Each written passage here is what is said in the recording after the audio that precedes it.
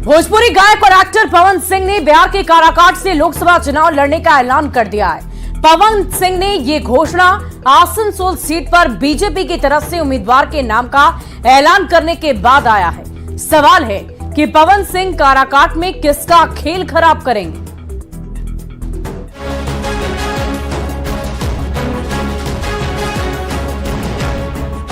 भोजपुरी फिल्मों के power star Pawan Singh ने बिहार के काराकाट सीट से लोकसभा का चुनाव लड़ने का ऐलान कर दिया है।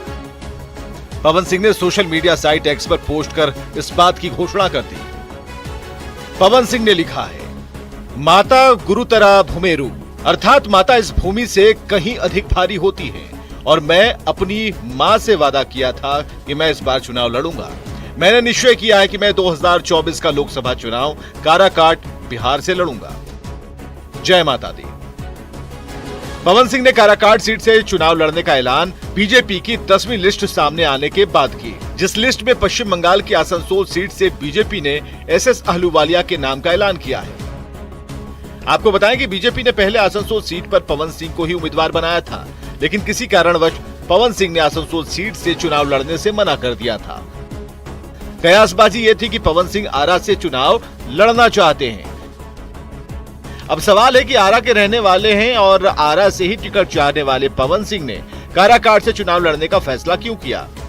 तो इसको समझने के लिए राजनीतिक हालात और काराकाट सीट पर वोटों के समीकरण को समझना जरूरी है। एक तो काराकाट आरा से बिल्कुल सटा है, दूसरा काराकाट सीट पर वोटों का सामाजिक समीकरण पवन सिंह को सूट करता है, क्योंकि काराकाट में सबसे ज्यादा कुशवाहा जाति के वोटर हैं, दूसरे नंबर पर यादव जाति के वोटर हैं, तीसरे नंबर पर राजपूत वोटर हैं। काराकाट सीट एनडीए में उपेंद्र कुशवाहा की आरएलएम और इंडिया अलायंस में सीपीआई-एमएल के पास है। यहाँ मुख्य मुकाबला आरएलएम के उपेंद्र कुशवाहा और सीपीआई-एमएल के राजा राम सिंह के बीच है।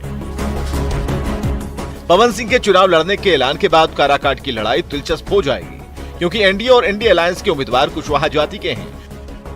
उपेंद्र कुशवाहा का संबंध कुशवाहा समाज से है और राजा राम सिंह भी कुशवाहा जाति से आते हैं। मतलब इन दोनों के बीच लवकुश वोटों का बंटवारा संभव है, जबकि अब तक इस सीट पर ना तो कोई मजबूत राजपूत कैंडिडेट है और ना ही यादव। खुद पवन सिंह की फैन फॉलोइंग भोजपुरी बेल्ट के युवाओं में बहुत ज्यादा है। यही वजह है कि सीधे सीधे बीजेपी और आरजेडी से टकराने के बजाय पवन सिंह ने काराकाट का चुनाव किया। लेकिन जनता का आशीर्वाद कितना मिल पाता है, ये 4 जून को पता चलेगा। Bureau report, news 18। तो ये तो आपने सुन ली खबर कि पवन सिंह काराकाट के चुनावी मैदान में उतरेंगे, लेकिन सवाल तो ये है कि आखिर काराकाट को ही क्यों चुना? पवन सिंह ने 2014 में बीजेपी ज्वाइन कर लिया और उसके बाद के चुनाव में पवन सिंह ने बीजेपी के लिए खूब प्रचार प्रसार किया। पवन सिंह आरा से लोकसभा का चुनाव लड़ना चाहते थे, जो उनकी गृह भूमि है। बीजेपी ने पवन सिंह को पश्चिम बंगाल के आसनसोल से उम्मीदवार बना दिया। पवन सिंह ने किसी कारणवश आसनसोल से चुनाव लड़ने से इनकार कर दिया, लेकिन यह भी जाहिर कर दिया कि वो चुनाव तो जरूर लड़ेंगे। माना जा रहा है कि पवन सिंह आरा और बलिया में से किसी एक सीट से चुनाव लड़ना चाहते थे।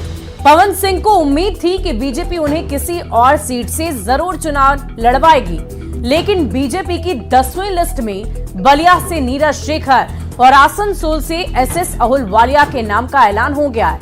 यानी अब पवन सिंह के लिए कुछ भी नहीं बचा था। लेकिन पवन सिंह बीजेपी और आरजेडी से टकराहट भी नहीं चाहते हैं और यही वजह है कि पवन सिंह ने आरा से सटे काराकाट सीट का चुनाव कर दिया। काराकाट सीट एनडीए में उपेंद्र कुशवाहा की आरएलएम के पास रखी गई है, जबकि इंडिया अलायंस में काराकाट की सीट माले के खाते में गई है। काराकाट में सबसे ज्यादा कुशवाहा वोटर्स हैं, उसके बाद यादव और फिर राजपूत वोटर्स हैं। अब तक काराकाट सीट पर कुशवाहा जाति के उम्मीदवार की जीत होती रही है, लेकिन इस बार दोनों ही गठबंधनों ने कुशवाहा जाति के उम्मीदवार को मैदान में उतारा है। यानी कुशवाहा वोटों के बंटने की गुंजाइश ज्यादा है।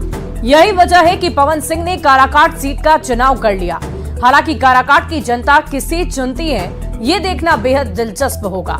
काराकाट लोकसभा क्षेत्र में कुल मिलाकर मतदाताओं की संख्या की अगर हम बात करें, 18,72,409 पुरुष मतदाता हैं और 97,428 महिला वोटर्स हैं। ट्रांसजेंडर 68 और लोकसभा सीट पर सबसे ज्यादा किस जाति के मतदाता हैं वो भी बता देते हैं। कुशवाहा जाति के मतदाता सबसे ज्यादा हैं और उसके बाद यादव है, तीसरे नंबर पर राजपूत जाति